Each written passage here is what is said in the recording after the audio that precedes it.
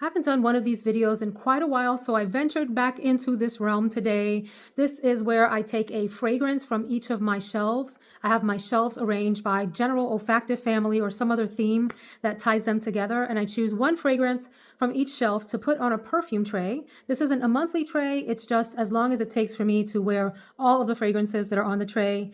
If you have been here for a while, you've seen me stack these trays up in very unreasonable amounts, like the trays are overflowing. A tray is overflowing. And in the last round, I think I just selected one per shelf, and I'm going to do that again in this video. I hope you enjoy the mini tour of the collection and let me know your thoughts on the fragrances that I select. I'm going to go in reverse in this video and start on this shelf, which is my everyday fragrances. Here is where I come when I'm not sure what to wear, but I am not doing a whole lot, maybe just running errands or hanging out with friends or doing something around the house. And I don't really need a fragrance to, like showboat. I just want something simple, easy reach. So here's a weird feeling. I'm actually not feeling any of these fragrances for the tray, but I have promised to pick one per shelf. Let me give some love to Pure Poison from Dior, which I have not worn in a hot minute. It's a beautiful white floral, kind of soapy and creamy smelling fragrance with a sandalwood base. It's like clean and class personified in a bottle, and I do really think this is one of the prettiest Dior bottles. So let's put that on the shelf. So I actually used all the fragrances that I had on the shelf last time. I'm saying shelf, but you know what I mean. This tray, this marble tray, which I will link below. I got it off of Amazon. It's a Lazy Susan tray, and I find it to be quite beautiful. So let us put Pure Poison here. If you've been watching these videos for a while, you know that the first few times I overstuffed this poor Lazy Susan. There were fragrances literally fighting for their life to hang on to the edge there. I'm not going to do that. I'm just going to pick one per shelf this time to just make it manageable. All right, I am in my linen closet. I am up on my step stool because I am about 2 inches high. No, really, I am 5'3", so I'm short, and I could reach up here, but if I'm trying to reach for things in the back, I am putting the ones at the front at great risk, at peril of falling down and dying a sad death. And we don't want that to happen. So the way that this shelf is arranged is I've got fragrances over here that feature citrus. These are generally tropical, either floral or really luxurious coconutty fragrances, a mixture of both. This little patch right here features fragrances that smell like beach air or have some of those nuances to them. And then over there are my coconut-centric fragrances. So I think I just want to choose one from this general shelf, which has so many beauties on it.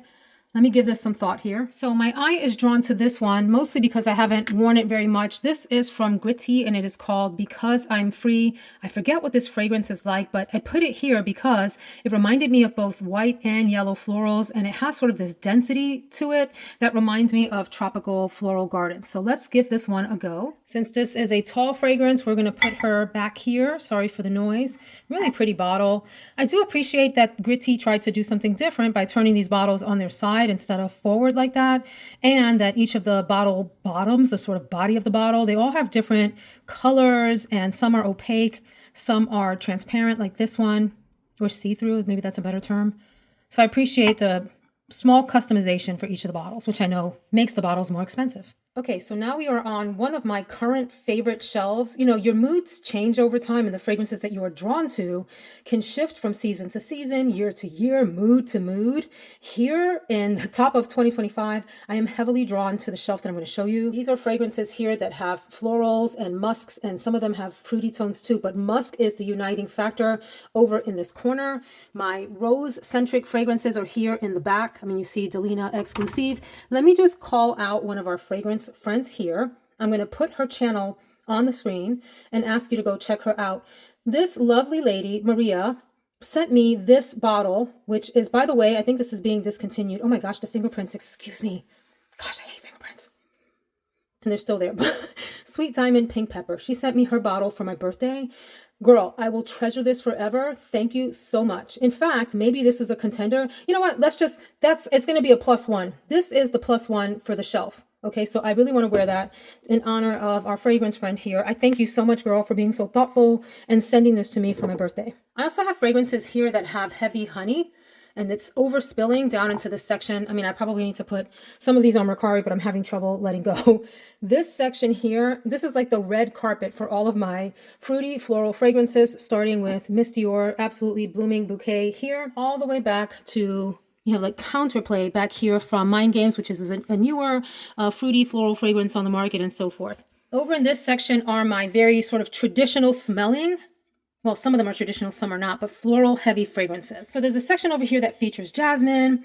There are some gardenia scents here in the middle, and they have other notes in them. And then my tuberose-centric ones are over on the right-hand side. Over on this little section here are fragrances that are maybe heavy for a lot of people. You see a lot of Tiziano Terenzi fragrances here, and the perfumer for this one here, which is Temptatio, is also made by Tiziano Terenzi's brother, Paolo Terenzi. So these fragrances also have, for the most part, not all, but some heavy musk in them, and I think are heavily floral. There's some fruits in them and so forth, but they're maybe nondescript, and so they're over here in that section.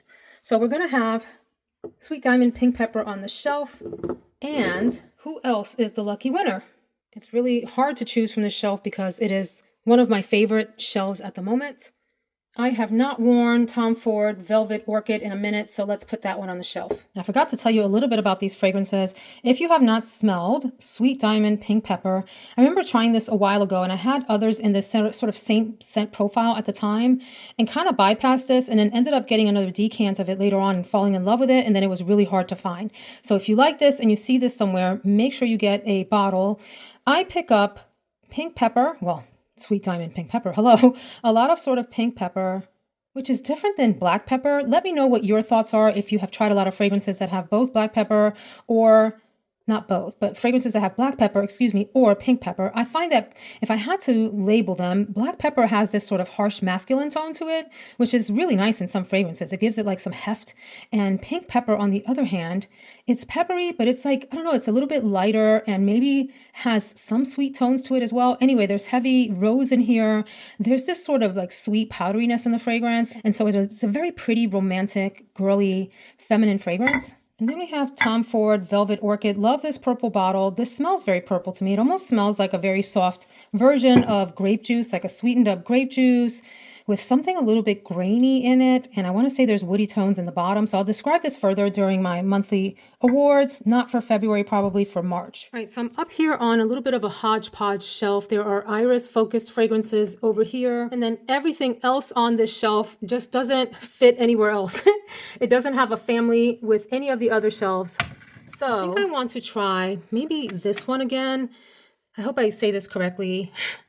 Shalimar Millisime Tonka, or Millisime Shalimar Tonka. Did I get that correctly? This is one, if I remember the story, I ended up purchasing this from overseas and it got caught up in customs mysteriously or something like that. It never made its way to me.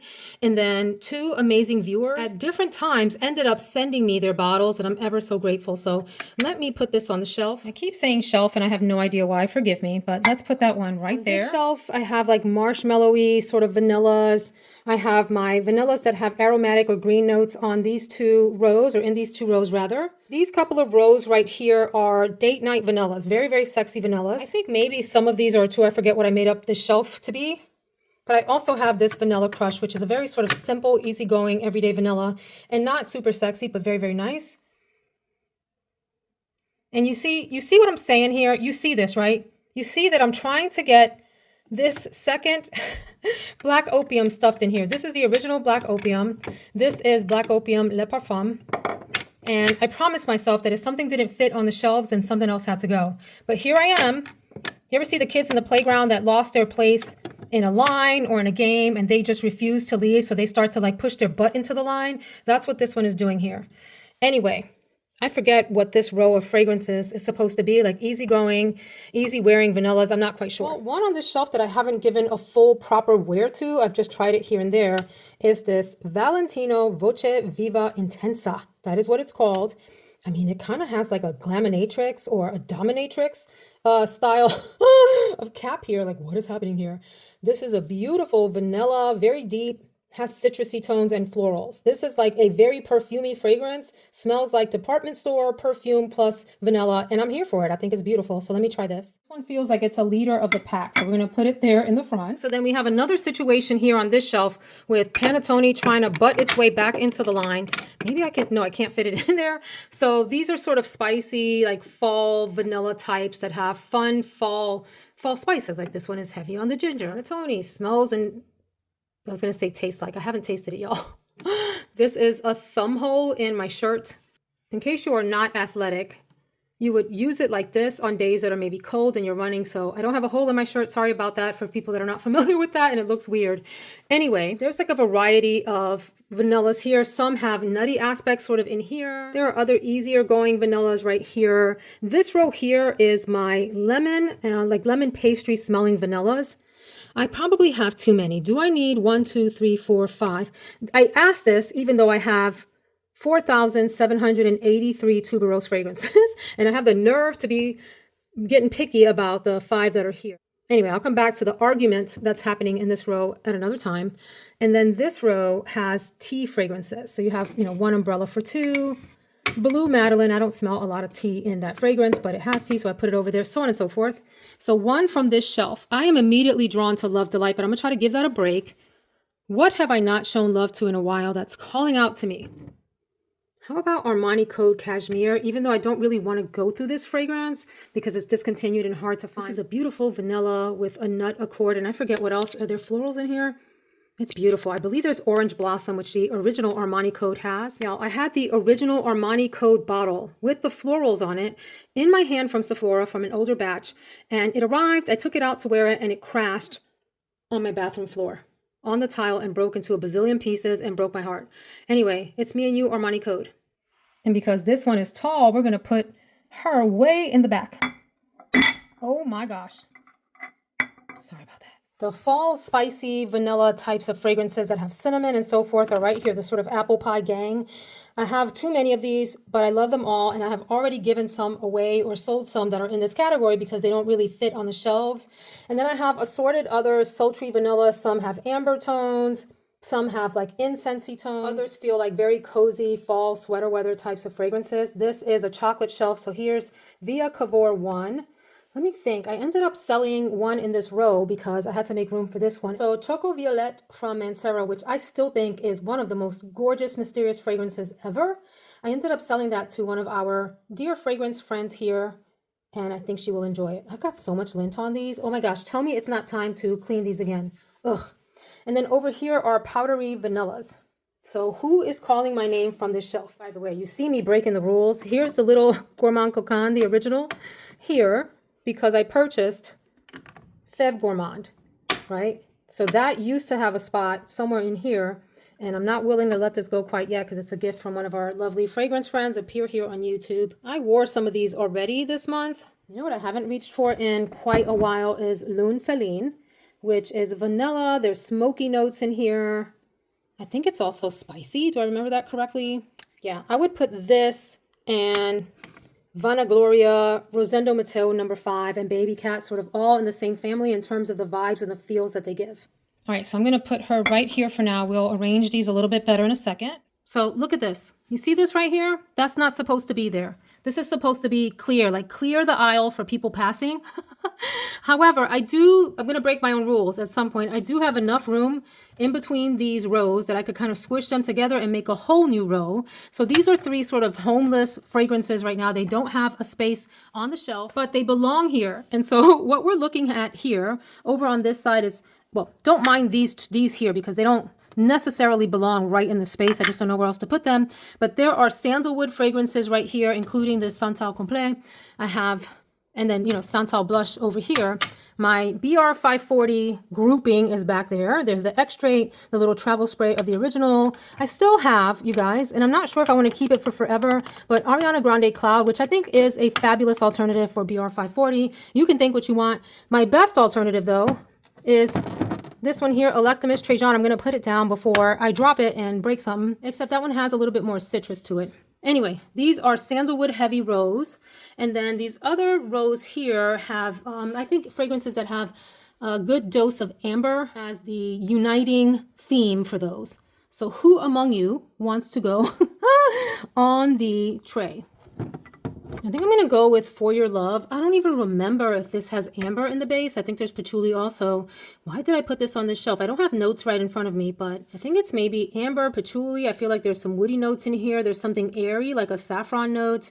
It has some fruitiness and some floral touches. So it's kind of like a super complex fragrance, and I haven't tried it yet. This is one of my newer haul fragrances. And so let's put that on the turntable. What are we calling the thing? The tray. I keep wanting to call this shelf the turntable tray. And this one is tall as well, so it's going to have to go somewhere in the back.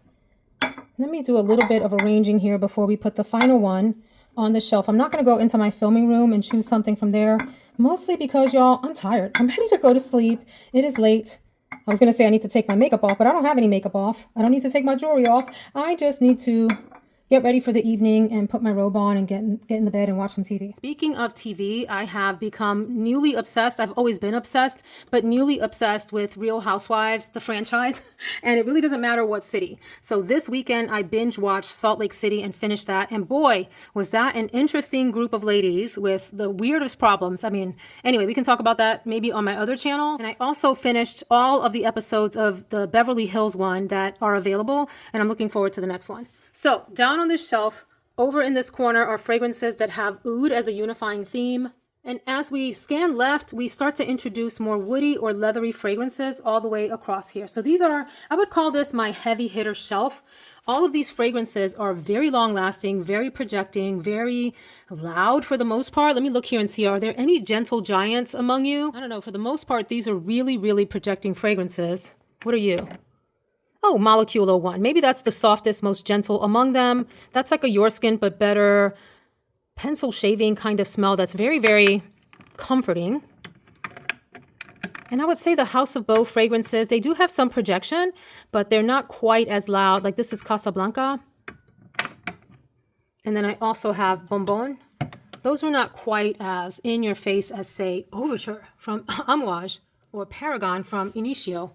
So the interesting thing about this shelf is that I go in and out of love with this group of fragrances because sometimes they are just so heavy and overwhelming. Y'all, I forgot to say, here's where we are. I acquired so many fragrances in that last haul. If you remember, there was 16 new fragrances and I had such a hard time bumping anything off of these shelves, especially this shelf for the new ones. And so on the ground in front of the shelf is Kill the Lights from Gritti and Meraki from Botanicae. So they are like hanging out down here on the floor beneath the shelf, waiting for a spot. They are like on the wait list to get on the shelf. Can you believe this? This is ridiculous. So in my monthly fragrance awards, I don't say everything that I wear over the month. I have recently worn 100 Silent Ways Nichane X. And you can tell from the little dent that I have going on here that I really, really like that fragrance. I also wore Vanilla Royale Sugared Patchouli 64. Which I like. I don't love it, but I do like it. I know others really love it. You know what I haven't worn in forever? I'm going to be bold and pull out good old Oud Bouquet. Remember how this one had all of the limelight on YouTube as a strong, long-lasting fragrance for cold weather, probably about 4 or so years ago, and it seems like people have since forgotten it. Look, it's nearly full. Why? Because you only need a spray or two of this sucker. This thing is a nuclear bomb. It is oud, it's rose, and I think it has some other note like praline or maybe even some chocolate nuances, something that is sweet and thick in the fragrance. So let's put this on the shelf. Let's go for it. Let's go for the gold. All right, this is a tall one as well. So let's arrange, and then I want to talk about some categories for these. I like balance and color. So I want to put this one in the middle since it's so uniquely colored. And this one over here, that's not super well balanced, but we're going to go with this for now. So let me talk about the one that I'm most excited to wear and why.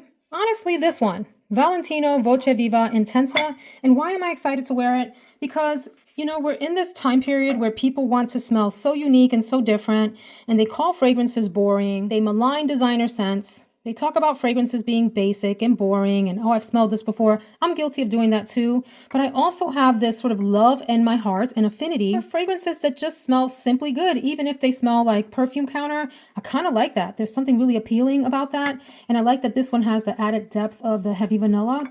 So I'm looking forward to this as a crowd-pleasing scent. The fragrance that I'm least looking forward to wearing. How's that for an interesting question? Ooh, I'm probably going to say LUNE FELINE.